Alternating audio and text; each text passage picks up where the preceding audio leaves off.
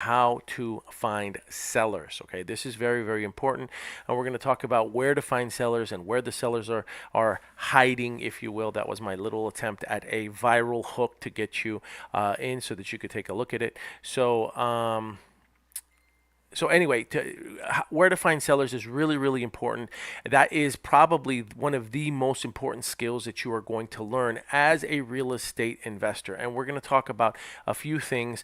I tend to like slides just because, number one, it helps keep me organized, and I could just reference the slides really quick, and then we could talk about each of my talking points as opposed to just trying to do it off the top of my head. So that is one of the reasons that I've structured it this way, where there's the slides and then there's the video of me, as opposed to you just seeing a talking head and just rambling off, ideas off the top of my head, off the cuff. So let's start with the first slide. Number one, this is a mistake that I see a lot of new people make. Okay, so a lot of people take a look at what we're doing, and then they go on to YouTube, and they see all the people that are making money at this business, and what they do is they think that it's easy. So they think that they can come in here and they can work 30 minutes today, an hour tomorrow, then they get tired, then 3 or 4 days later they don't touch anything, then about a week later they want to come back in and they want to start working this business. And that is probably one of the biggest mistakes that anybody can make when you are getting started as a real estate investor slash wholesaler. Now, I'm going to refer to us as investors throughout the entire presentation, but we're going to talk about why in a little bit. So a lot of people, when they get in here, they don't honor a schedule. Okay, so they say to themselves, well, this is something that I really want to try. I'm just going to, if it works for me, great, and if it doesn't work for me, no problem. And that's the wrong mentality that you want to have when you get involved in this business. If you're going to commit yourself to this, Say Snips, thank you. I appreciate you sending me that video. We'll talk about that a little bit later on. Going back to what I was saying, you have to come up with some type of a schedule, whether it be a half hour in the morning, an hour in the evening, an hour in between, your work break, whatever it's going to be. You need to honor the time that you are going to designate to building this business, whatever it's going to be. And if you're going to do it every day, then if you're going to commit to it every day, then make sure that you commit to it every single day.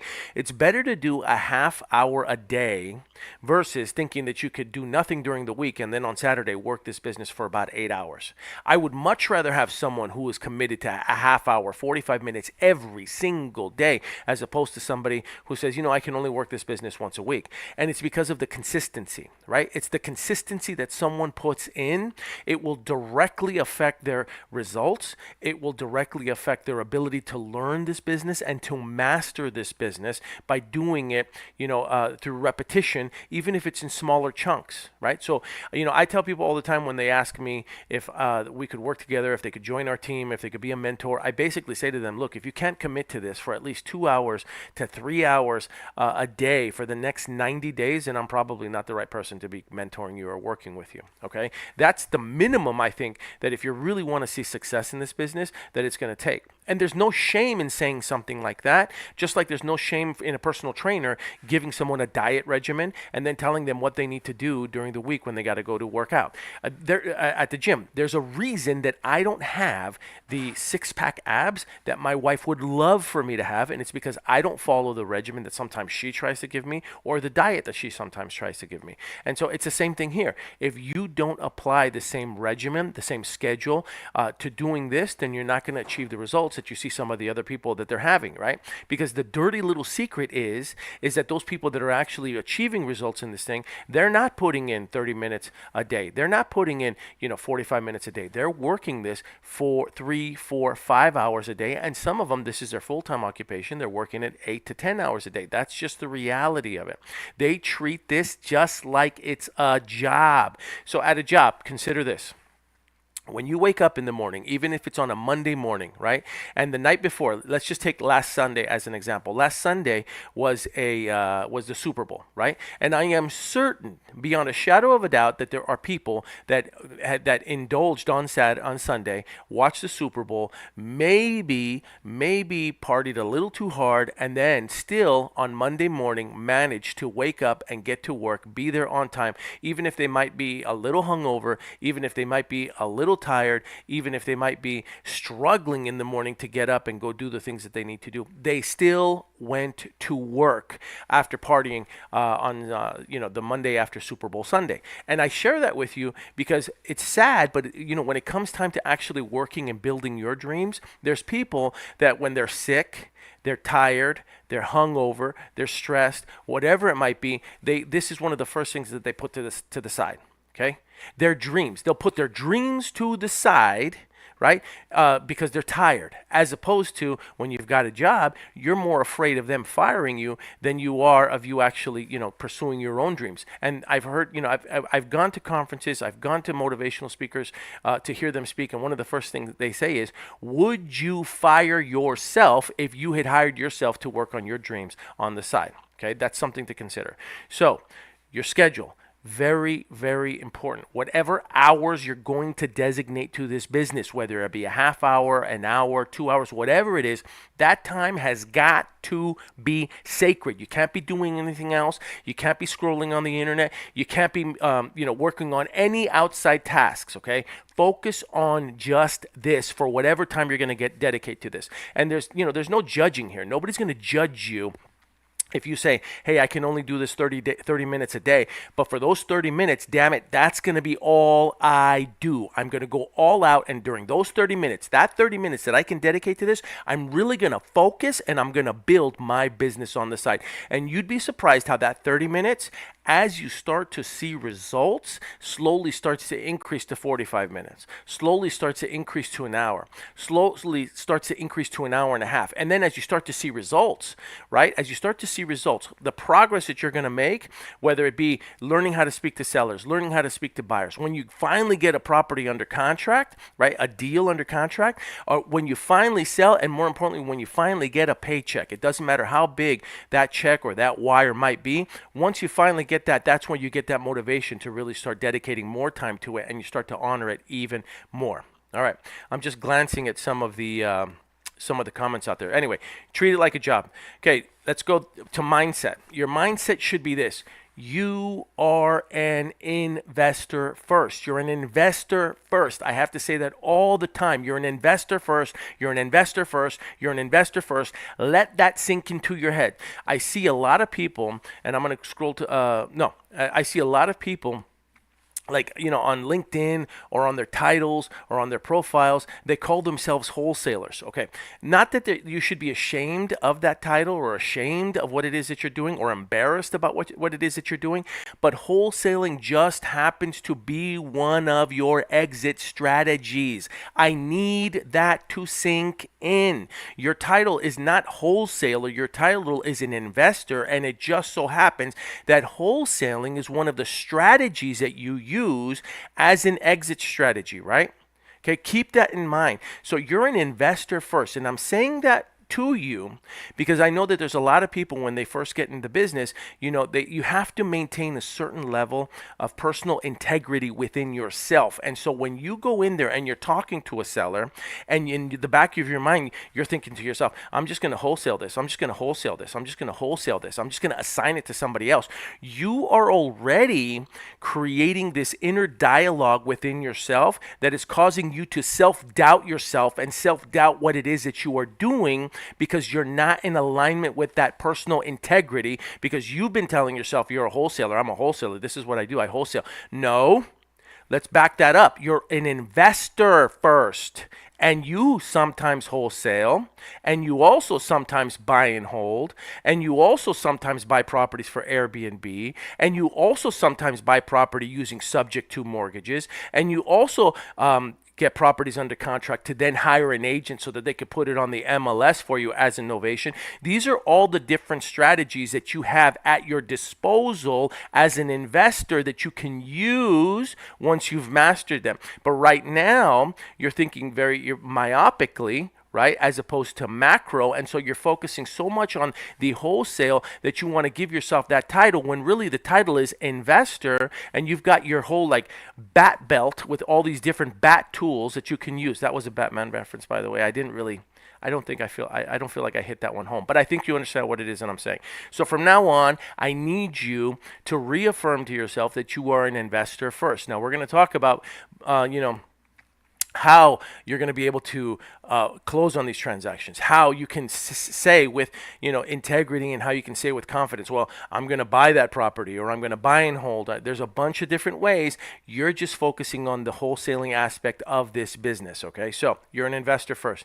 Second, I already talked about this. Wholesaling happens to be one of your exit strategies. So how do you get around it? Okay, the way that you can get around it is by partnering up with a JV partner who can provide you with proof of funds or with a mentor. Going back to what I said a little while ago, when you are getting started, you are going to be submitting offers, and sometimes it's going to be to on-market transactions, to on properties that are on the MLS, properties that are are represented by real estate agents, and you are going to need proof of funds, right? Not all of them, but some agents are going to ask for some type of valid proof of funds, indicating that you have the capacity, that you have the finances, that you have the wherewithal to be able to purchase this property. Okay, and so one of the things that a lot of people do is I see it in I see it on the boards, I see it in Reddit forums or subreddits, whatever you want to call it. I see people, asking for proof of funds, and here's the thing, right? If you are having to ask for proof of funds, what you are already, again, telling yourself is that you don't have the money to make this purchase. And then what it does is it causes that little bit of insecurity inside of yourself.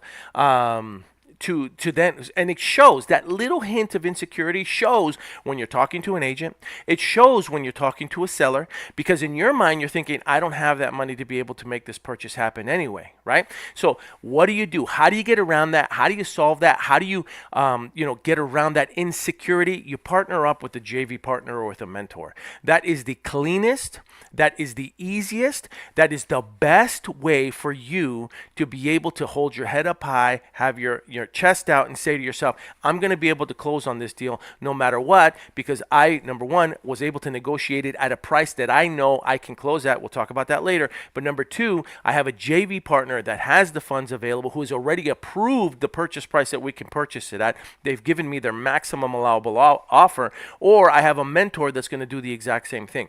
When you have someone backing you, providing you valid proof of funds, and providing you with their ability to close on that transaction, you walk and talk differently. Trust me. Okay, so for to all the people that are saying, well, I need proof of funds, and they're asking for proof of funds, and they're going and they're using all these different sites that gives them proof of funds, and they're using it. Look, just partner up with somebody else that has it and that can close, okay, and that will close on that deal. That's the best way to do it, so that you maintain that personal integrity, and so that you feel confident, and that it shows, and people can actually hear it and see it when they talk to you in person or on the phone. Okay, so somebody just asked me, how many hours do I personally put in a day? Usually I treat it like a job. I'm going to work anywhere between 6 to 8 hours a day. And I say 6 to 8 hours a day because I have children. My wife and I have 5 children, and so before coming on here live, I was at the DMV just a short while ago with my daughter as she was taking her driver's test, and I'm out there with my laptop working. So it varies. It can vary from day to day. Everybody's going to have a different schedule. Some days it's 5, some days it's 8. When it gets really crazy, maybe it's 10. It just depends. It depends. But most people who are working this business part-time are going to be putting in anywhere between an hour to 2 to 3 hours a day. Hope that answers that question. Okay. All right. Now, what is this? Okay, let's go down to the next slide. You have to, so close or die. All right, so what do I mean by that? And I know that sounds a little morbid, but close or die, funny or die, get rich or die trying. That was where I was going with this. Did it work? I don't know. Maybe it did, maybe it didn't. Whatever. Close or die. So what do I mean by that? That means that you negotiate so that you can get your deal at a price that you 1,000% can close on, whether it be with your own personal money, or whether it be with the money of a JV partner, or with a mentor. When you are negotiating that way, number one, it gives you permission to walk away from the deal, right? Before getting it under contract, of course, because you know what your maximum allowable offer is. You have a different sense of confidence when you're negotiating, and more importantly, you exude that confidence. People can feel that confidence when you're talking to them. When you can walk away from the negotiating table because you know what price you need to get a deal at, you just negotiate better. You can walk away from the deal, and 1,000% that you'll be able to close on a transaction. Now, this is also important when you are negotiating and you have people that talk about, I love investor lift. Yeah, that's a good question. I just saw that question come in. But it's not the end all. Okay, because even if you put a deal on Investor Lift and it's not a deal and it's not a sweet deal, Investor Lift is not going to sell a deal for you. There are plenty of overpriced turkeys on Investor Lifts, just FYI. Okay, so anyway, you have to get good at negotiating the right price that is going to get the deal sold. Whether you find an end buyer or not, you have to perform on it. So when you negotiate a price that 1,000% you can close on, you operate from a different vantage point. Okay, now let's talk about why I went through all of this so that we can now go into where you're going to find your sellers, and I'm going to show you live where you can find them. All right, so number one, there's a tool that we created. If you don't have access to it, it's a spreadsheet. I've shared it before. I'm going to share it again. Look, if you want access to the spreadsheet, it's $10. Okay, you can get it. It's really, really simple. So I'm going to show you. Let's just go right now just to for sale by owners, and you're going to see me do this live. I'm going to go to, let's just say I want to work Idaho right now. So FSBO, for sale by owner. I go down to Idaho. I click it. Hopefully you can see my spreadsheet. If not, I'm going to zoom in just so that you can see what it is. All this is a spreadsheet that has every single search phrase that an investor would want. So I went to for sale by owner. I went to that column, and now I'm going to go down to Idaho, and I'm going to start looking at some of the for sale by owners that are on Idaho right now. You click it. It opens up a whole new tab for you, and it has this search. The work is already done for you. This took weeks and months to set up these filters, to set up these parameters. It just makes it much, much easier for you to find deals and opportunities a lot quicker. So in Idaho right now, for the entire state, there are 47 homes that are currently for sale by owner. These are all people that are selling the properties themselves. Boom. I've just given you all these 47 opportunities for you to go out there and call. Now, in my personal opinion, in my humble opinion, I would have them sorted by newest to oldest, and then guess what? You're going to go to the oldest. I want you to go to the oldest listing on there. Why? Because it's been sitting on the market a while, and you are going to reach out to one of the owners. Now, if I click on this, here's what's going to happen. I'm going to click on it. It's going to have a property description. It's going to have the price history. It's also going to have the seller's contact information. YouTube does not like any personal contact information being shown, and I don't really have a way to block it out while I'm streaming. So I'm going to be very careful about just, grazing over it really, really quick so that it isn't shown, so that I don't get the YouTube portion of this video taken down. But it's 270 days on Zillow. So then you've got this, you've got the photos, you've got the price. I'm going to scroll down really, really quick. You've got the property description, but here's what's most important. What's most important is the price history, okay? This is what I want to see. So they've been trying to sell this property since May for $429,000, and source owner is the owner. So it's been the owner trying to sell it since May of 2024, and they've been reducing the price ever so slowly. In 3 months, they reduced it 10,000, and then another 3 months, they reduced it another 10,000. Or excuse me, they increased the price. I just realized that. So they reduced it, then they increased it, and now they're somewhere in the middle. This would be the type of seller that I would reach out to, and I would contact them about this property, and I would try to see if they would be willing to sell. Now, a couple things I want to point out is, again, I don't want the telephone number to show, but what do most people do? What they do is they look at the property, they look at the deal, they try to comp it out, and then they call the seller. And then they call the seller. I said this before. I'll say it again. Don't comp before you speak to the actual seller. Do not do that. It can turn into an immense time waster. And for those people that are putting in, the 30 minutes to 2 hours or 3 hours a day of doing this on the side around what they're already doing, that eats into your time. You don't want to comp a property. You don't want to comp a deal out until you have spoken to the seller or the agent. Why? Because they may have an offer in play already. They may have accepted an offer already. They may have changed their minds. There's all these different variables, and if you're spending 5 to 10 minutes, and by the way, 5 to 10 minutes is for somebody who's good, somebody who's fast, right? When you're brand new to comp a property, I remember when I was barely getting started and I had to comp properties, it could take me 30 to 35 minutes, maybe even 45 minutes to an hour to comp a property. That's way too much time. So you don't need to be doing that. What you need to be doing is making contact with people. That is what is most important. So what you'll do is you'll look at it. You might want to take a look at just some of the pictures just to get a feel for what kind of a listing this might be or what kind of a deal this might be. And let's analyze this really, really quick, okay? Just so that you understand how I chop a deal up. Now, this property is older. It needs to be remodeled. It needs to be rehabbed, okay? Now, in this particular case, I can almost guarantee you that by you offering them 70 cents on the dollar, they're probably not going to take that kind of an offer for this property because the property isn't a massive fixer-upper. The property isn't some type of a teardown. They're still, I would imagine that they're probably still living in it. I can't tell without reading the comments. But the property isn't in bad shape and it's not completely rehabbed. This is one of those properties that is probably in the middle. It's in the middle, okay? Now, these in the middle properties, going back to what I said earlier about having multiple exit strategies as an investor, you are an investor. This property, in my opinion, just looking at it off the top of my head, would probably be the ones where I would work this as a novation.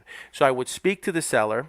I would make them the best offer that I possibly could based on novation formula. And the novation formula that I like to use, and I've seen some of the other your veterans like to use, is 90% of whatever the retail value is, minus about $30,000 or minus $40,000 to cover any possible repairs, to cover paying an agent a commission, and to cover your assignment fees and your closing costs, okay? So those 4 items. So that's what you would do.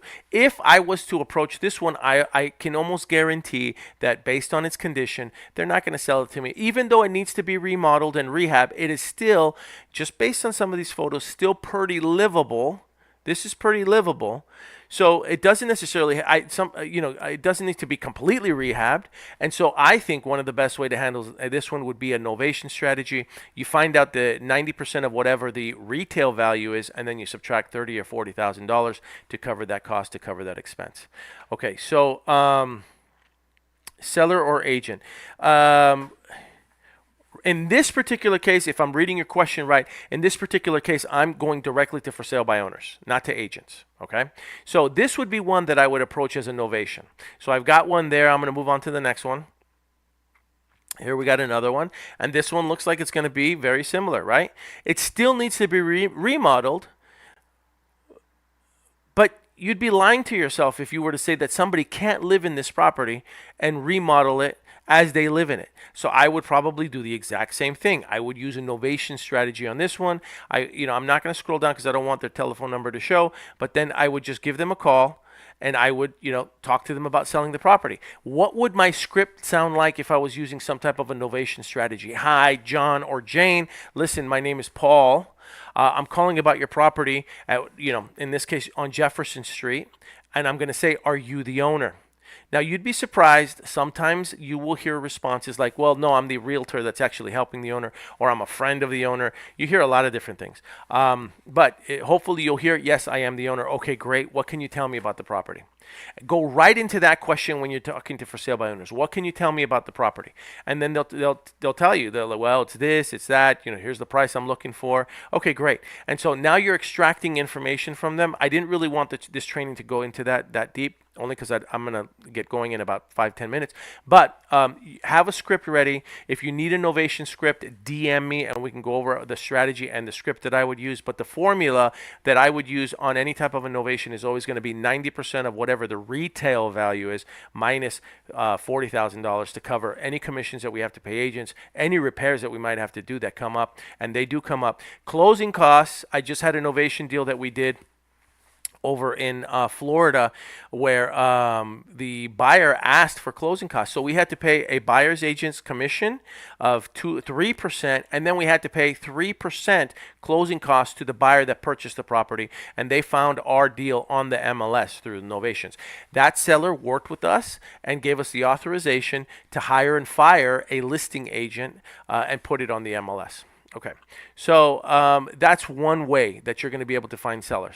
All right, so let's look at this, right? 4.3 million. This is an amazing house, an amazing house. Now, I will tell you, though, that there aren't that many multi-million-dollar single-family buyers, okay? There aren't that many. Yes, are there people that would buy this house? Yes.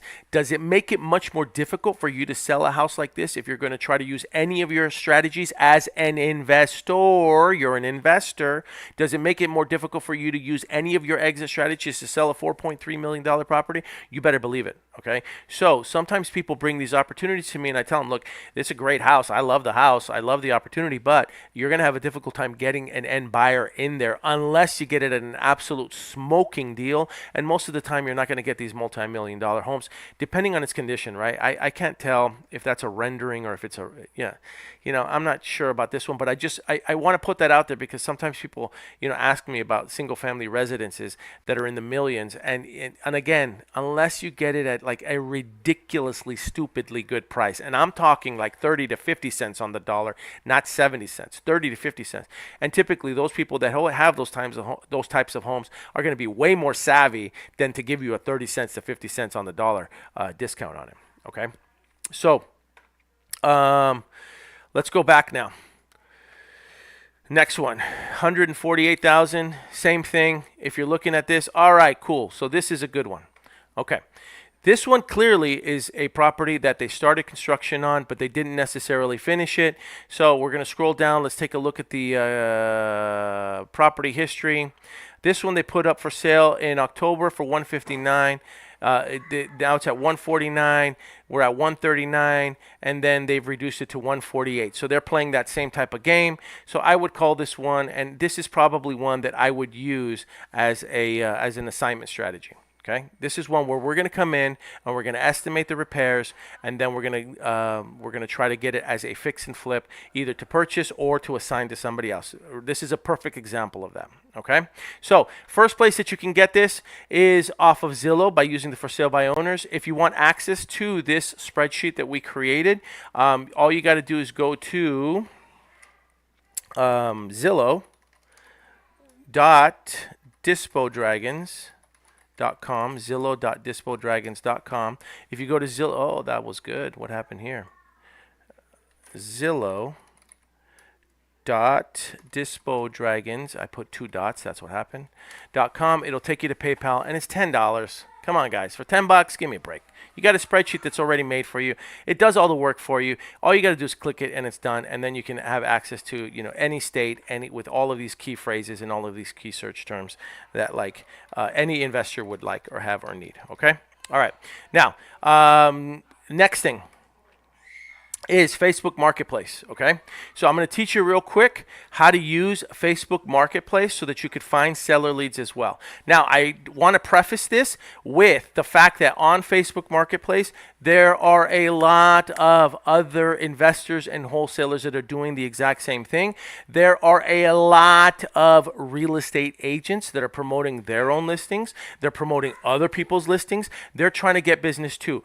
Don't hate on them for doing what they're supposed supposed to be doing, which is going out there and trying to get business. So just be aware of that, be prepared for that. And one of the questions that I will always ask people when I am working, Facebook Marketplace, looking for opportunities and looking for deals, my very first question is this still available? The second question is going to be, are you the listing agent or are you the owner? Now, what that does is it clarifies really, really quickly. And they'll tell you I'm the agent, or they'll tell you I'm the owner, or they'll say I am a wholesaler. Right there we go, using that title again, which I don't like. I'd rather you call yourself an investor. Or they'll say I have an assignable interest in this contract, in this property in the form of a contract. Or they'll say I'm assigning the rights to this contract. Or they'll say I'm helping the seller sell the property, whatever it is. But you can tell right away they're either the owner, a realtor, or a wholesaler. It's usually those three, right? Or an investor. Sorry, I just went back on what I said I was going to do.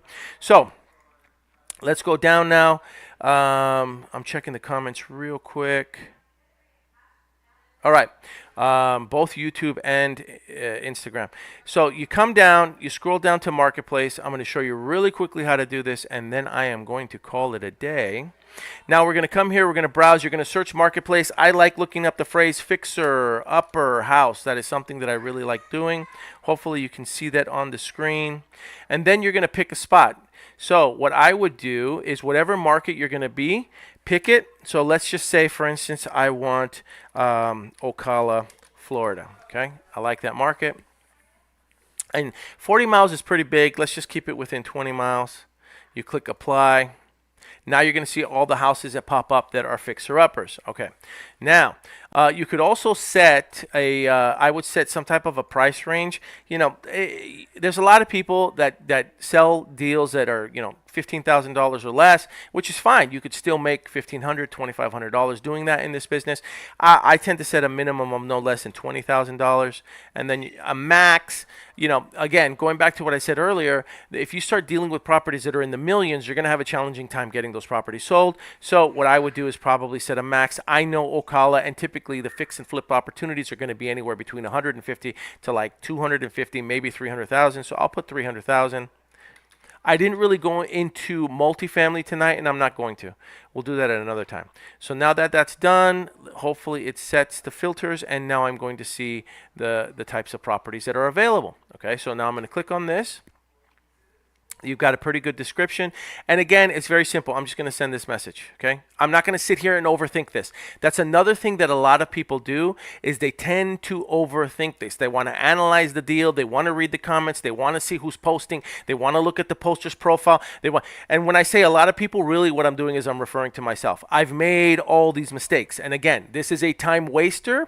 This is a time sucker. You don't want to be doing that, especially for those of you who are building this around existing jobs, professions, occupations. Ignore the screaming in the back. We're going to have our family dinner in a little bit. So my point is that you don't need to review all of this. It's simple. You just go in there and you press send. Send it out. Okay. Now, if you haven't been doing this for a while and you're just barely starting to do this, be prepared, okay, that if you send out too many in a day, Facebook could have put a restriction on your ability to send out these messages. So I would start slow, and I would slowly work my way up. So on your first day, maybe what you're going to want to do is you're going to want, oh, did I close it? On your first day, you're going to want to try to send out, 15 to 20, okay? 15 to 20 is pretty good, and then you slowly increase it. What happened here? Let's go back to Marketplace. I logged myself out, fixer upper house. Okay, so now I set the price range again. I think I set personally, again, that's just my preference. I'll put 350 this time. And enter. And now I'll see the fixer upper houses that qualify for that. Here's another one, 43,000. Chances are this is a mobile home, so I'm going to just press send. I'm not going to overthink it. I'm just going to go out and I'm going to send these out. Okay? Let's go out. I'm going to send out another one, and I'm going to send out another one, and I'm going to send out another one. So I will send these out, and then what I will be doing is over the next few days or day, depending on how quickly people respond to me, I will then slowly start working with them, and I will respond to them back. And my next question to all of them, after they say it's available, is very simply going to be, are you the owner or are you the agent? And then I wait and see how they respond. And then based on that, I'm going to start prospecting them. This is one of the easiest and freest ways for you as a brand new person to be able to search for opportunities. The key here is the consistency in which you do it. That's the key, is doing this every single day. And we talked about this earlier. We talked about your schedule and how you have to honor that schedule and why it is that you have to do this, even if it's a little bit every single day, versus you not doing anything during the week and then trying to play catch up, doing 8 hours in one day, right, on a Saturday. It doesn't work. That's like the person that never goes to the gym. There we go. We got a response. Great. All right. Good evening. Yes, it is. Let me zoom in real quick just so that you can see this. Are you the agent or the owner? All right. And I have a feeling that Colleen might be the agent. I'm not quite sure, but we'll see how this plays out. Now, in the meantime, while I give her an opportunity to respond, I do want to remind everybody that all of this stuff I cover, by the way, if you go to dove.dispodragons.com, dove.dispodragons.com, it will take you to Amazon where you can pick up my book that I wrote, Deal Like a Dove, Dispo Like a Dragon. Okay? Deal like a dove, dispo like a dragon. How to invest in real estate by wholesaling. Again, I say that a lot. You are an investor first, okay? And this is a book, and we have it for sale, and we also have it for Audible. Now, I said it earlier today, but if you purchase the book and you send me a picture of you with the book, or you go on social media and you tag yourself or tag us at Dispo Dragons with the book, I will send you a code for the free Audible version of it. And I got a very, very talented young man as a voice actor to do the audio portion for me, because I don't really have that kind of personality. His name is Tim Alexander, and he did a phenomenal job. You can listen to the sample of it there, okay? So Colleen just messaged me back. I am brokering. I work for the community. Okay, so I don't know what that means, but if she's saying brokering, then this must mean for the community. This is probably a mobile home, which is what she's talking about. Now, when it comes to mobile homes, okay, so here I'm going to ask her some questions.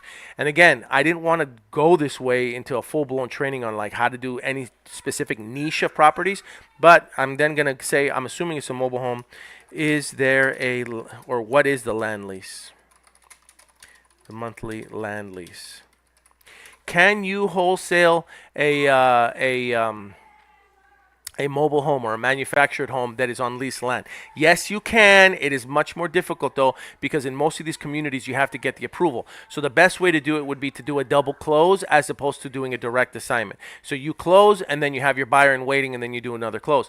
But these are these aren't that simple. Again, I'm not going to go into all the details on how to do manufactured homes or mobile homes if you're going to wholesale or sign them, or if you're going to purchase them or flip them. But there are some very, very good people in our space, in our community, that have gotten really good at purchasing mobile homes, fixing them up, and then selling them. So anyway, I just went over tonight how to go out and find deals, yourself. If you need anything, please let me know. If you ever need a second set of eyes to just take a look at a deal for you, if you're looking to JV or if you're looking to mentor, keep us in mind as well. And if you have a deal that you want promoted, we can blast it out for you. $606 a month includes water, sewer, trash, and amenities. Okay, so she's obviously engaging in conversations. You just have to get good at learning how to ask that questions. I'll carry this training on a little bit later. I have a family dinner that I have to get to. I hope this is helping you guys out. Again, I've committed myself that I'm going to do this at least once a day. And if I can do it twice a day, I'm going to do one in the morning and one in the evening. And we are going to create a tidal wave of investors who use wholesaling as an exit strategy, one of their many exit strategies to have success. Thanks, you guys. I'm going to get out of here. Have a great night.